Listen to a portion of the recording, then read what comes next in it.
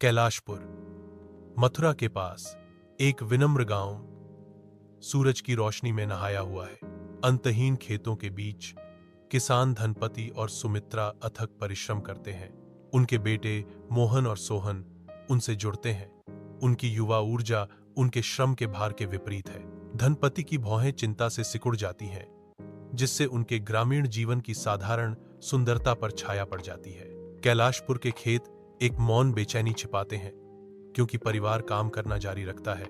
उनके चेहरे चिंता से भरे हुए हैं। शांत रात में धनपति का चेहरा मिट्टी के दिए की मंद रोशनी से जगमगा रहा है, क्योंकि वह तुलसी के पौधे के सामने खड़ा है। वह अपनी हार्दिक विनती व्यक्त करने की तैयारी करते हुए गहरी चिंता के साथ अपनी भौहें सिकोड़ता है। सुमित्रा चुपचाप उसके बगल में खड़ी है। उसका भाव उसकी चिंता को दर्शाता है। एक साझा बोझ उनके दिलों पर भारी पड़ रहा है। धनपति की आवाज सन्नाटे को तोड़ती है। स्वर्ग की ओर निर्देशित एक हताश सवाल, हे भगवान कृष्ण, मेरी मेहनत का फल मुझे क्यों नहीं मिलता?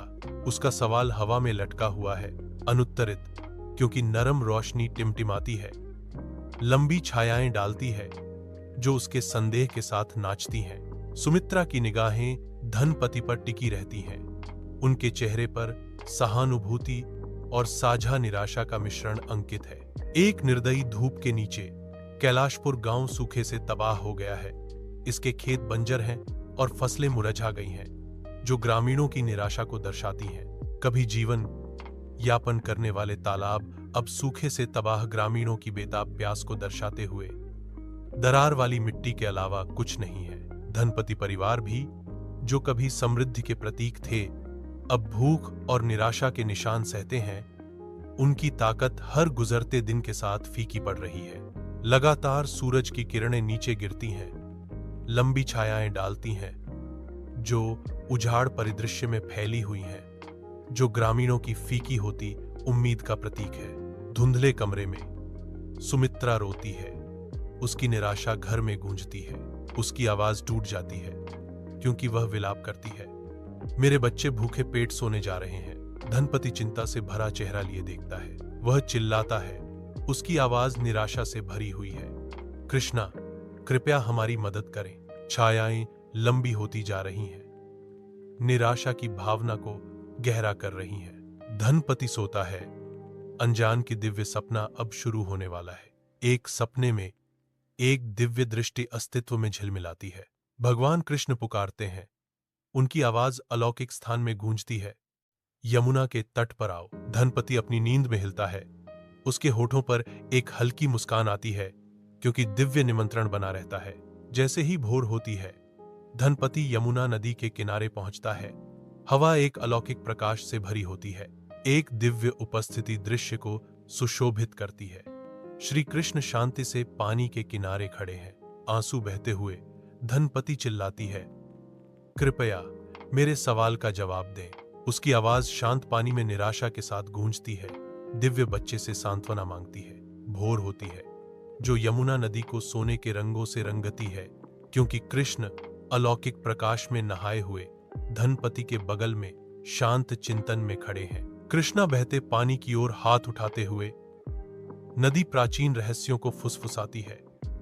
उनका भाव शांत और गहरा है। शांत ज्ञान के क्षण में कृष्ण की आवाज नदी के प्रवाह के साथ गूंजती है।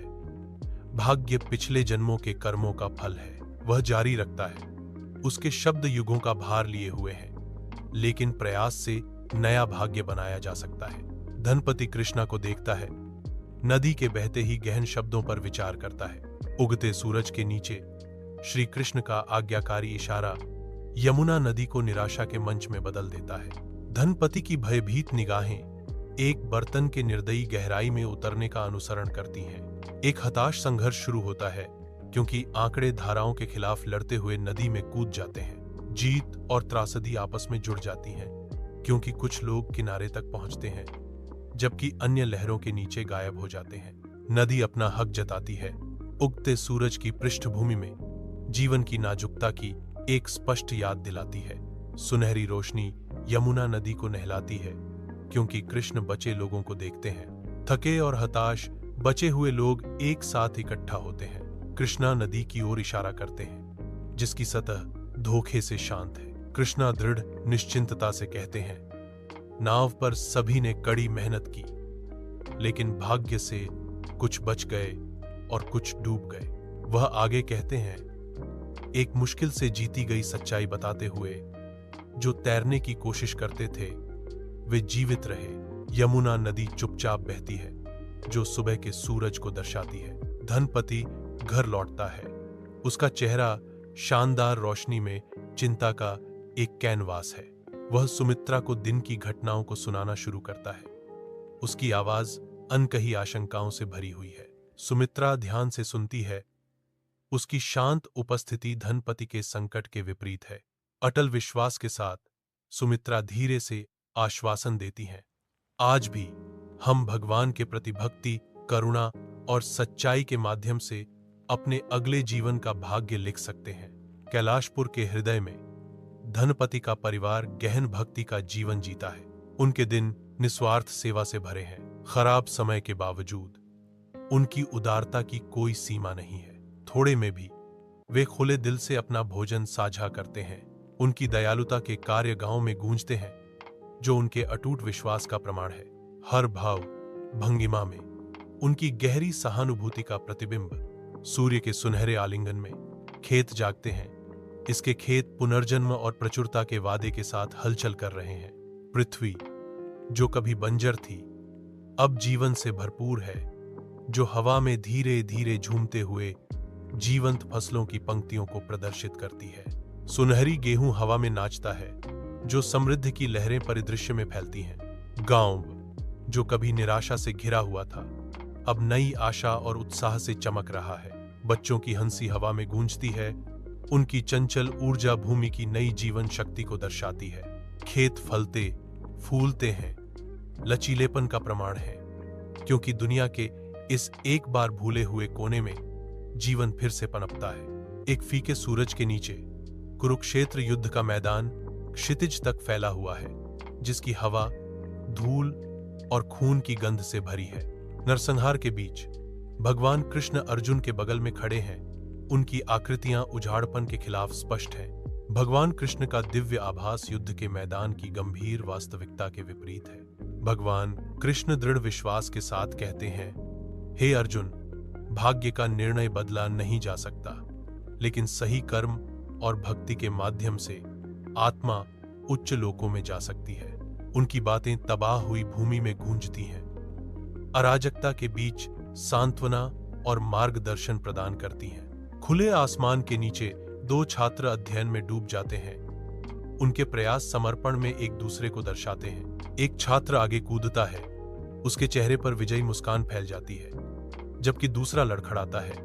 निराशा की छाया उनकी आंखों को गहरा कर देती है। भीड़ में फुसफुसाहटें गूंजती हैं, सफलता को केवल एक संयोग के रूप में चित्रित करती हैं। उसका भाग्य अच्छा था। सफल छात्र विजय की चमक में नहाता है। उसका चेहरा गर्व और उपलब्धि से चमक रहा है। असफल छात्र हार के बोझ तले दब जाता है। उसकी आत्मा भाग्य के कथित अन्याय से कुचल जाती है। किस्मत का क्रूर हाथ एक असमान झटका देता है, एक को ऊंचाई पर ले जाता है और दूसरे को चकनाचूर कर देता है। स्कूल के दिल में एक छात्र हारा हुआ बैठा है। असफलता का बोझ नीचे दब रहा है। आशा की किरण आती है, क्योंकि एक और छात्र आता है जो प्रोत्साहन की जीवन रेखा प्रदान करता है।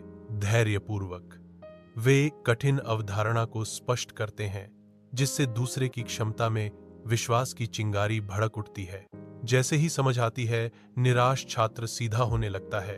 उनकी आंखों में उम्मीद की एक झलक। साथ साथ वे सहयोग करते हैं, आगे की चुनौती को जीतने के अपने दृढ़ संकल्प में एकजुट।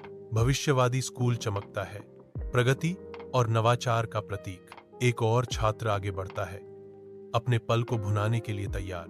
सफलता का खुलासा होता है, समर्पण और स्कूल की परिवर्तनकारी शक्ति का प्रमाण। स्कूल देखता है सपनों और महत्वाकांक्षाओं का एक मौन संरक्षक। भविष्य खुलता है, वादे से उज्जवल और संभावनाओं से भरपूर। रात की शांत गहराई में धनपति का घर भक्ति का आश्रय बन जाता है। सुमित्रा उसके बगल में खड़ी है। उसका चेहरा आध्यात्मिक उत्साह से चमक रहा है। बच्चे अपने माता पिता का अनुकरण करते हुए हार्दिक प्रशंसा में खोए हुए हैं। उनकी मासूमियत पवित्र वातावरण को बढ़ा रही है।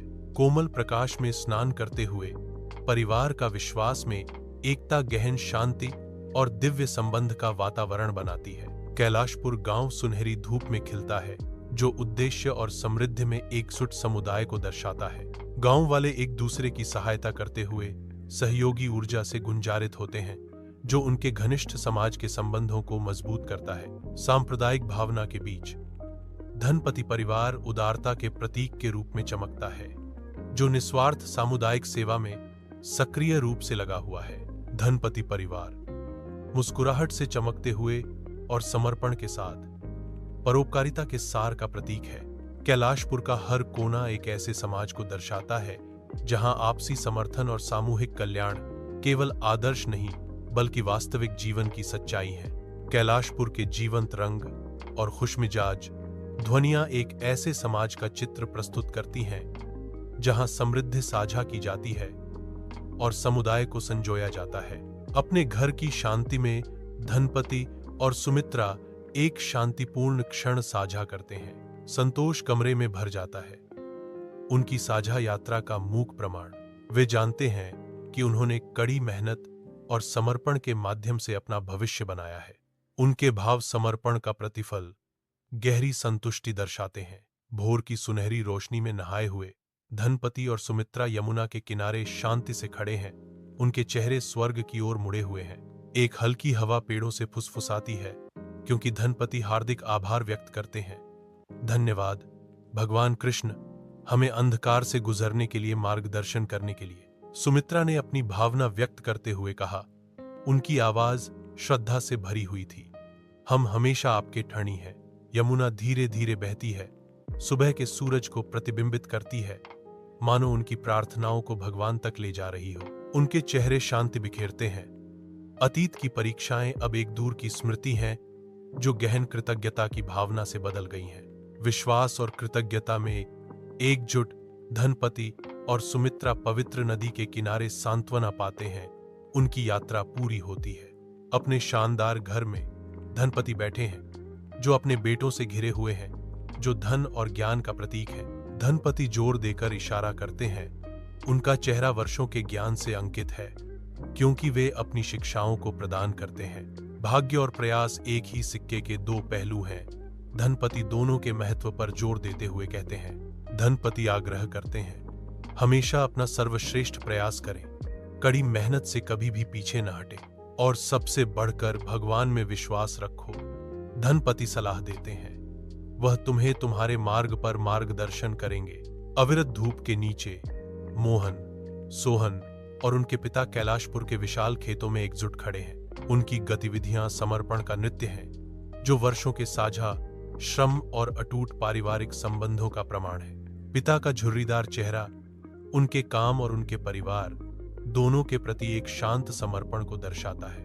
उनकी समन्वित क्रियाएं कर्तव्य और सेवा के प्रति गहरी प्रतिबद्धता की बात करती हैं, जो उनके अस्तित्व के हर तंतु में अंकित है। सूर्य प्रचंड तीव्रता से तपता है, फिर भी उनकी आत्माएं अडिग रहती हैं, जो भूमि और एक दूसरे के प्रति गहरे संबंध को दर्शाती है। कैलाशपुर के सुनहरे खेतों में उनकी विरासत खिलती है, पसीने, भक्ति और अटूट रिश्तेदारी का एक सिम्फनी।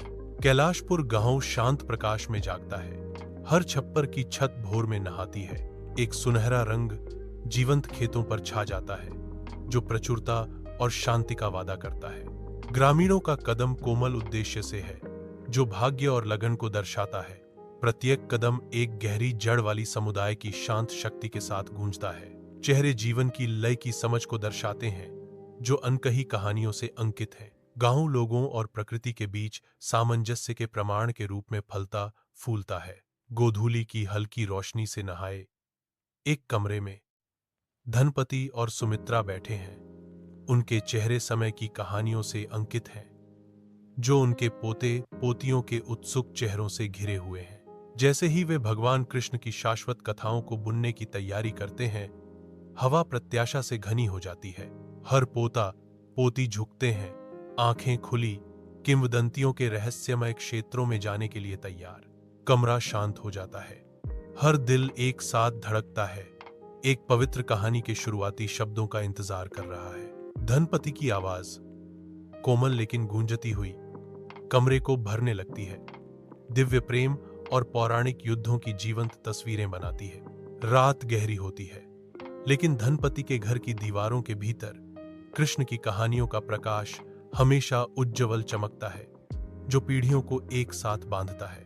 कैलाशपुर में ग्रामीण एक आनंदमय त्योहार मनाते हुए जीवंत जीवन में फूट पड़ते हैं। हवा संगीत और हंसी से भरी हुई है, क्योंकि लोग स्वतंत्र रूप से नृत्य करते हैं। धनपति का परिवार उत्सव में शामिल होता है, उनके चेहरे खुशी से चमक रहे हैं। यह दृश्य भाग्य, प्रयास और भक्ति के सामंजस्य को दर्शाता है, जो एक सार्थक जीवन के मार्ग को प्रकाशित करता है।